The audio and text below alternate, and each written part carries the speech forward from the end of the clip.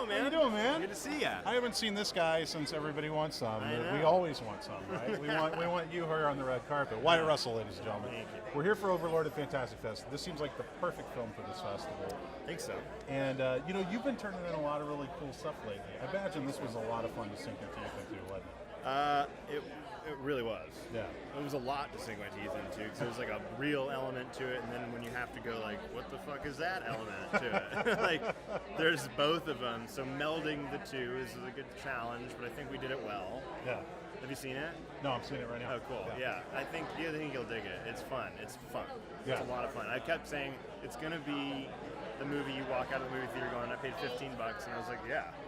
Yeah, and I got my money's worth. Totally. Yeah, absolutely. I also noticed that, like, as you guys were coming on the carpet tonight, you're all kind of hugging and embracing. I'm sure it's the first time you've seen each other in a long time, but it seems like there's a real good bond there. Did you guys kind of find that on set? Yeah, everybody. Well, one of the things we did was we went to a boot camp. They did a boot camp where we did the 4-day, 3-night, whatever.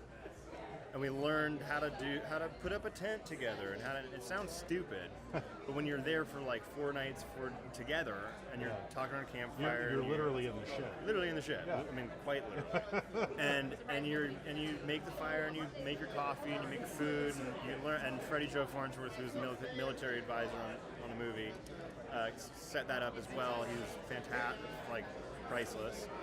And all the weapons training, all this. We did that all together. So I know you need to pull him. He's almost done. He's almost done.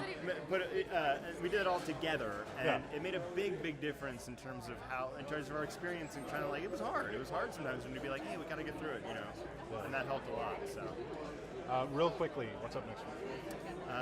Nothing. Nothing. You want to make a movie? Let's make a movie right now. Make a movie.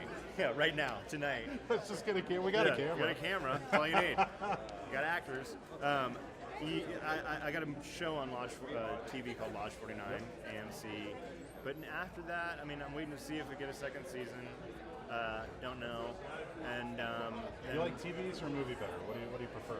I don't know. I mean, I think still movies. Part of the reason I did this movie, in my mind, was that J.J. Abrams does movies you go to the movie theater to see. And it's still a special experience for me. Yeah. I like going to the movies with strangers, laughing, crying, feeling something with strangers. It's fun.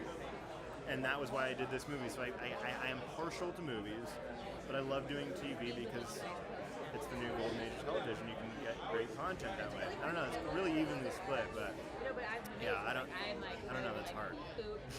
That's a good answer. Yeah. Dude, thank you, man. It's good to see you again. Yeah. Iain De Caestecker, we're here for the movie Overlord. This is Fantastic Fest. It's exciting.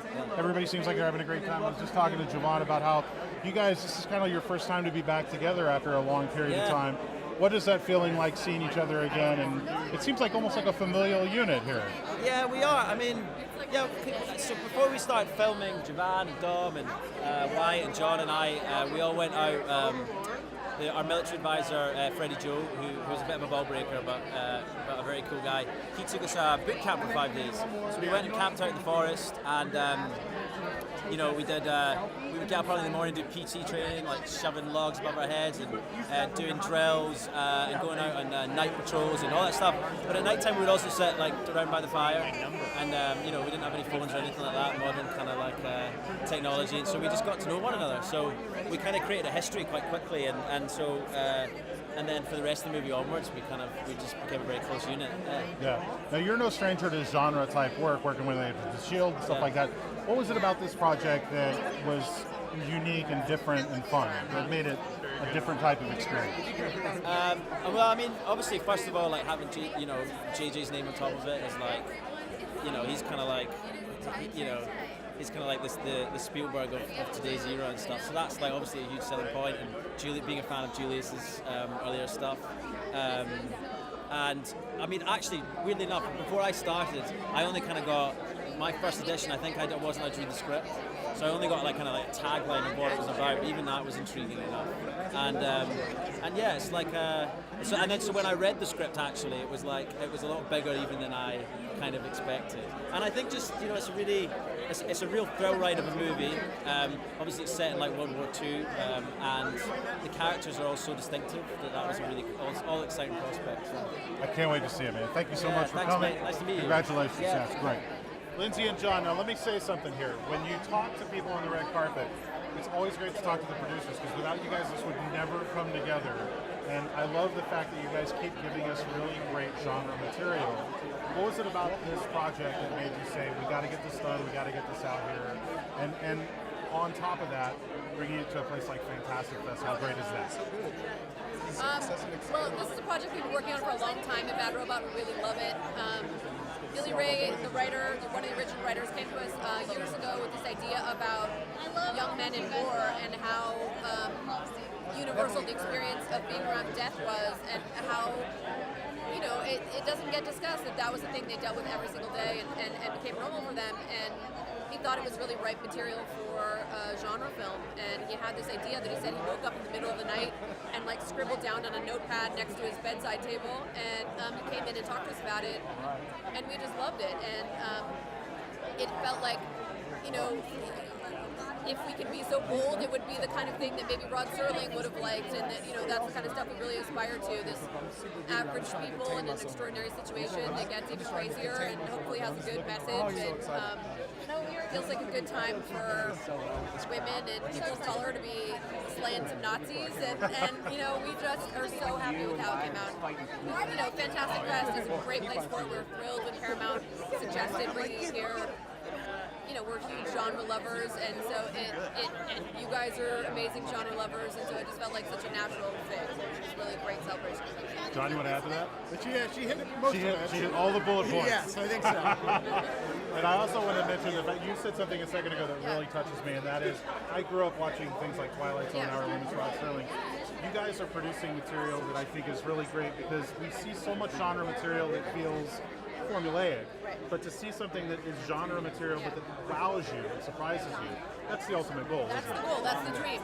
And it's hard, Yeah, and I think, with this one, some of the influences were also those great genre movies of the early 80s with John Carpenter. Oh, absolutely. The Thing was a big reference point for us, and, as surprising and fun and, original in the way that those movies combine genres, that was certainly our aim on this one.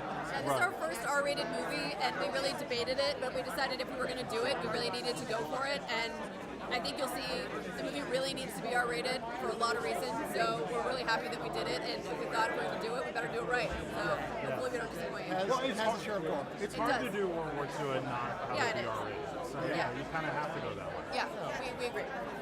What's up next for you guys? Well, we're working on another Star Trek film. We're working Can on. we confirm this is going to happen? If the movie gods smile upon us, then it will happen. There are problems that are trying to be solved at the highest levels, and it's something we're really passionate about. But we do have 3 Star Trek movies in the works, so even if this one doesn't happen, which it really should because it's excellent, then there will be more. But working on that, working on a wonderful story with a director named Anna Forster, who we love. That is a surprising story about an older woman and a young mother in the woods doing some surprising things. Fantastic. And another project with Julius that we're really excited about. Yeah. And hopefully will be Julius's next movie that we're Yeah, developing. we're working on another movie with Julius this morning. Yeah.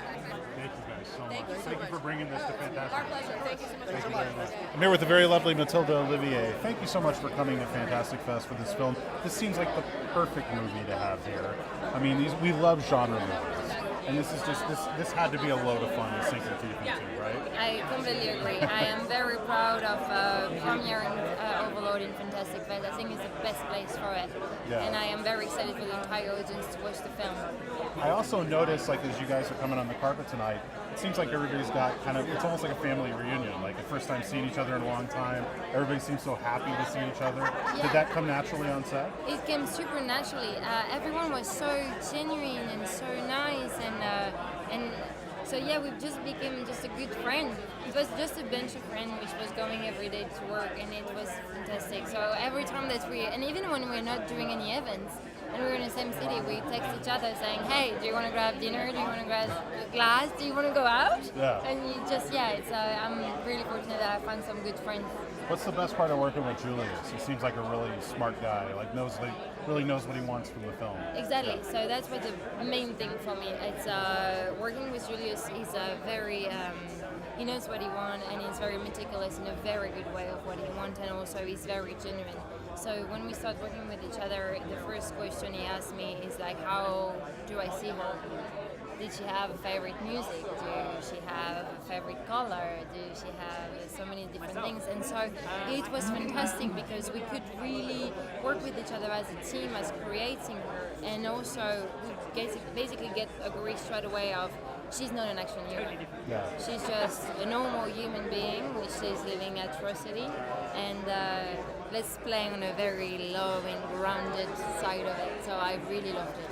Before I let you go, I know you have 2 different projects coming up. One, you're working with Joe Carnahan. Can you tell us anything about that? It was a great film. Yeah. We shot it earlier this year, and so it's in post-production. It was a fantastic job. It's a very nice guy to work with, so I'm really excited for this film to come out.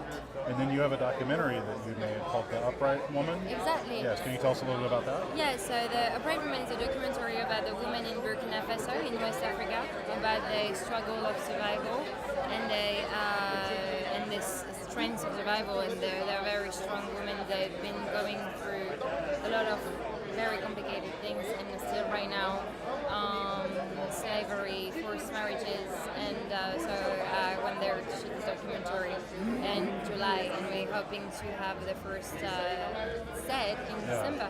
Important story to tell. Yeah, it's a very important story, and I'm very proud of defending this story as well, especially after Clément, after Chloe. And we'll do our best to spread the word on that. Thank you so much. Thank you so much for Wonderful having to talk to you. me. It was amazing to talk to you too.